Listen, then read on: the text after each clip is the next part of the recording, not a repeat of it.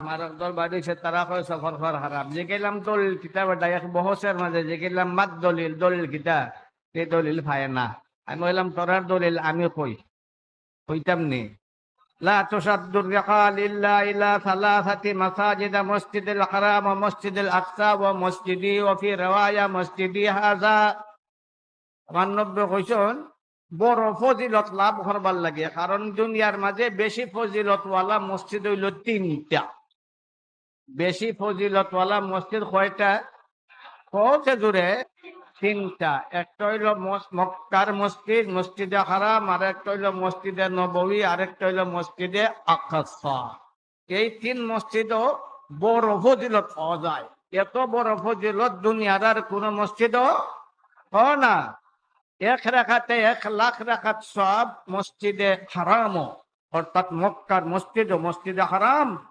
কাবা শরীফের সাইডও ভাই যে মসজিদে কিতাব হয় মসজিদে হারাম, সেই মসজিদে হারামের মাঝে 1 রাকাত পড়লে কয় রাকাতের সব? 1,00,000 রাকাতের সব। আর মসজিদে নববীত 1 রাকাত পড়লে 50,000 রাকাতের সব। আর মসজিদে আকসাত 1 রাকাত পড়লে 500 রাকাত নামাজের সব। এত বড় সব দুনিয়ার আর কোন মসজিদে পাওয়া যায় না। সুতরাং বড় ফজিলত লাভ করতে হইলে তিন মসজিদ থেকে কোন এক মসজিদও যাই ভাই, অন্য কোন মসজিদও এই নিয়তে যাইও না যে বড় ফজিলত পাওয়া যাইব। কথাটা বুঝাইছে? যেটা মসজিদে যাইতে পারো, কিন্তু এই নিয়তে যাইও না যে বড় ফজিলত পাওয়া যাইব। বড় ফজিলত শুধু নির্ধারিত হয় মসজিদ। সুতরাং এই তিন মসজিদ ছাড়া দুনিয়ার আর কোন মসজিদ বড় ফজিলত ফাইবার নিয়তে যাইও না। এই হলো হাদিসের মতলব। লা তুসাদ্দুর রিহাল, বুঝছস নি বেটা? এটা কইছে নি? এটা লা তুসাদ্দুর রিহাল ইল্লা ইলা সালাসাতি মাসাজিদা মসজিদুল হারাম ওয়া মসজিদুল আকসা ওয়া মসজিদি হাযা। তে কইলো ওই এইটাই আমার দেখো নাম নাম নাম নাম এটা ওই নাম নাম হা হা হা ও এইটাই আমরা দলিল, এইটাই আমরা দলিল। আমি বললাম এই হাদিসের মাঝে তো খৈবরের কোনো আলোচনাই নাই।